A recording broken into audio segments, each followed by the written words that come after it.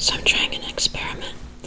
I'm going to see whether I can simultaneously cast on a knitting project, read Brett and Leslie chapter 11, and not make too many annoying noises or bump into my microphone all at the same time. I did get some cooperation from the cat earlier today, so there should be some purring and grooming noises treats, but alas, most of this poor video will be human focused. The star of the show will only cooperate as long as his contract says, and his contract says he's done when he feels like he's done, so that's that. Alrighty, Brett and Leslie chapter 11 plus milk cotton. This is a new kind of acrylic fiber made with milk protein. It's sort of a squishy, springy sort of affair. Let me carefully tear open the packaging. It's very cheap. I've decided I want to see if I can make a fishnet shirt with it. Because it's so cheap, you can just sort of do goofy projects with it and not feel guilty. So, take this nice cotton yarn,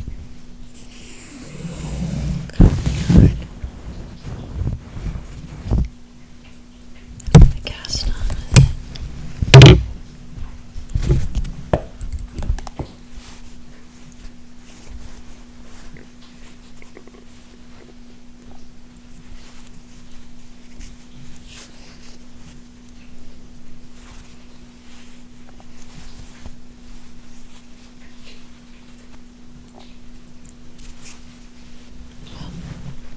I'm afraid not a whole lot of reading might get done here. But we shall see. Got all this silly string.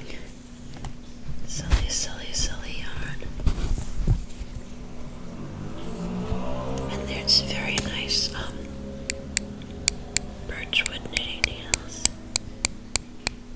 I love birchwood knitting needles.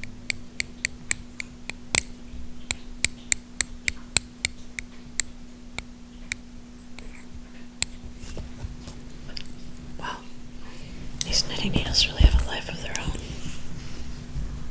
Sorry about the loud noise. Trying to edit it out. Alright. Get this guy started with a loop. These needles might be a bit too big for the girth of this yarn, but they will have to do, because you want to have a fishnet shirt, you need a nice open weave, right?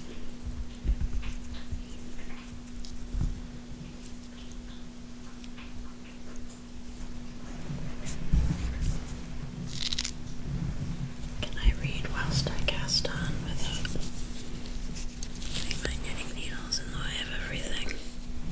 I don't know. We're gonna try. Alright. So, off we go. Who knows what, if anything, Brett thought about the cinematic experience of his life. You could tell he felt that much. Cinematic. He spent his free time defacing still images, but if you caught him at the right angle, you could see he wasn't sure he wasn't living in a movie. A dolly preceded him down the street. His skater haircut was on fire with Interpol. He probably thought nobody knew. Or maybe he hoped we agreed. The biggest tell I noticed at the time might, now that I think about it, have been more of a tick he caught from Leslie, who was more obnoxious about it. The next afternoon, after we trashed Paul's loft, for example, we watched a Ren and Stimpy cartoon.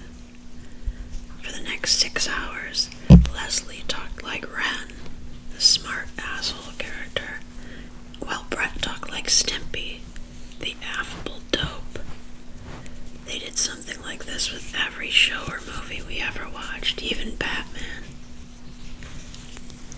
thought he was the smart guy. Brett ironically went along with being the dope. Dunning-Kruger even strikes in cartoon watching. They wouldn't quote exact lines and smirk like the hipsters did. I don't think they even did this on purpose. But their accent would change to match someone inside the show. Their face, their personality shifted.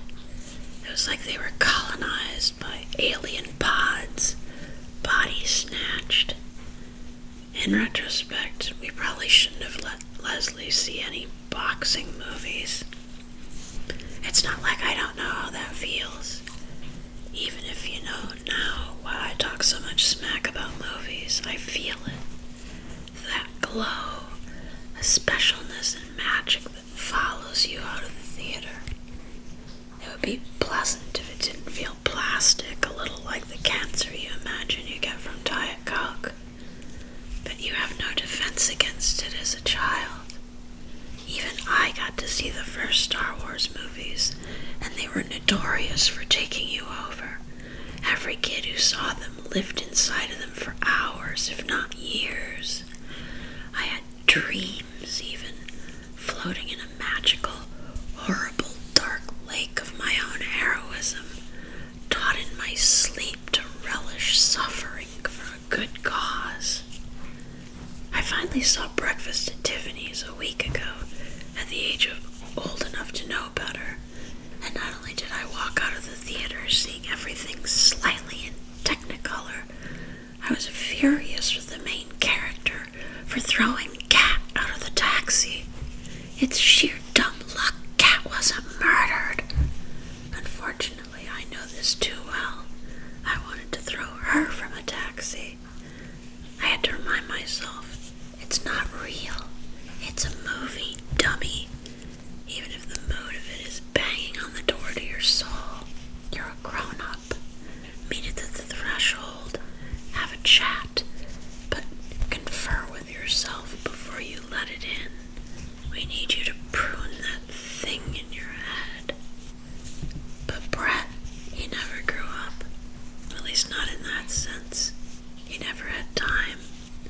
When he woke up for work, picturesque and hungover on the couch, the stack of TVs wrapped around him like the cockpit of a spaceship, his captain by his side. Leslie was already talking back to the morning news. They made fun of the talking heads because that's punk rock. You had to, or else you were merely watching television like your dad. But I knew they couldn't make it through the day without some TV assholes to lead their conversation. They could hang out for weeks that way without having to say what was on their minds. When the TVs were off, when he left us and slouched down the sidewalk to the Grand Hotel, did Brett narrate his day as he rolled his eyes at himself for combing his hand through his lengthening hair? Or did he hear only violins, maybe guitars, or Judy Garland? He laughed even as he tied his shoes to leave, looking up at Leslie as if to say, yeah, but I'm not really doing this. Not really tying my shoes. He did every such small thing, each otherwise pointless gesture, as though he were trying to do a commercial, advertising himself for the 10-cent comb he didn't buy. But nothing of the kind ever came out of his mouth, unless you count the palette of smirks. Once in a while, we hung out when Leslie wasn't there, and Brett was always extra pleasant to me. It seemed like he was relieved the captain was gone, and he would give me the same kind of ironic look. Yeah, I'm only like that because of Leslie. He was quiet and scribbled on his collages. But I doubt that was the real Brett either. The only deep talk we did was the drunk, abstract kind, the flashes of insight you have in post-adolescence when you're beginning to put the pieces together, and another young wanderer happens to be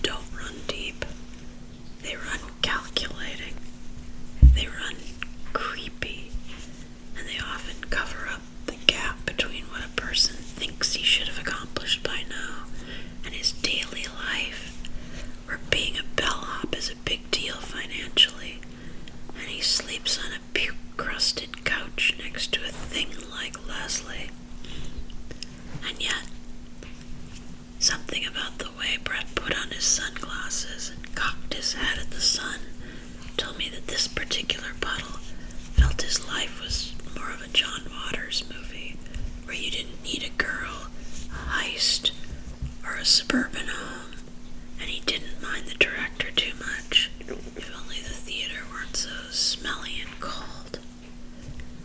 If he wanted to make a movie about his life, though, good luck. The plot part of the movie had yet to happen to him. Up till now, his whole life was still the part where you set the stage and show how cool the main character is supposed to be.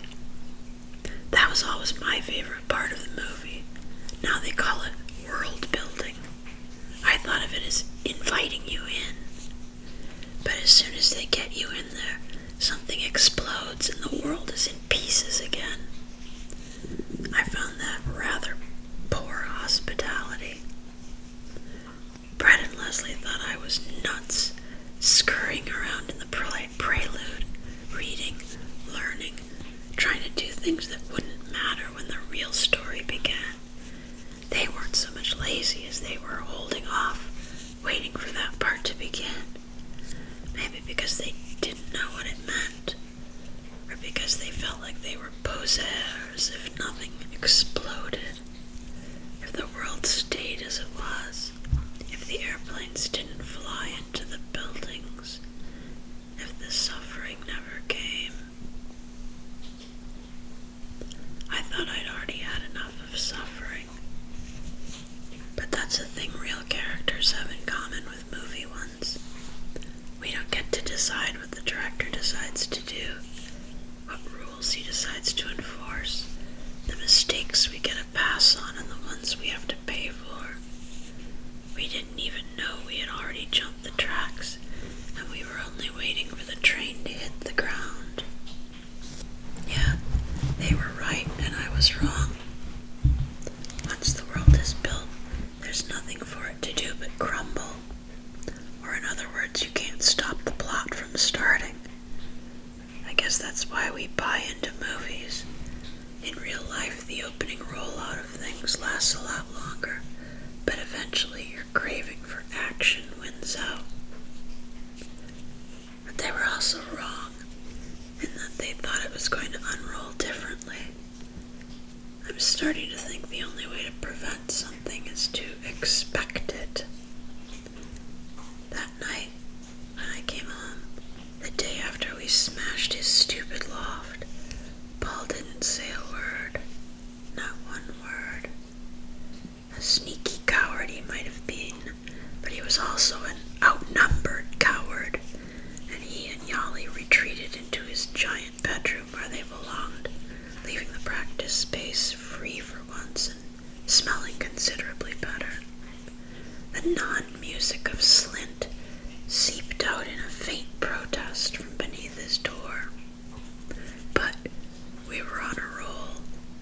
I think this is the first time we practiced 2 days in a row, and it was another heck of a practice. I can still remember the tune from one of the songs we played. We were a surf punk band, which means I first learned to play the drums from a Beach Boys record, then sped it up to the pace of the Ramones, and then Leslie decided it would reduce his mental load as the frontman if we played a genre that didn't have lyrics. All he had to remember was to groan once in a while, as though he had almost got through masturbating before the rest of us walked in on him. We were drunk and happy when we finished, and in the stale hangover of dawn I was still comfortingly asleep, having a very nice dream. Suddenly, in my dream, somebody was screaming, yelling really, hoarsely, and there was a flashlight in my face. And was that an erection in front of my eyes? In what kind of hangover nightmare do you see rough, navy blue polyester fabric encasing the heartbeat hot dog sausage of what is unmistakably an erection? I started to giggle and somebody was shaking me, pretty roughly. I stood up on the couch in the living room where I seemed to have passed out and gasped, What's happening? Which is when I realized realized I was a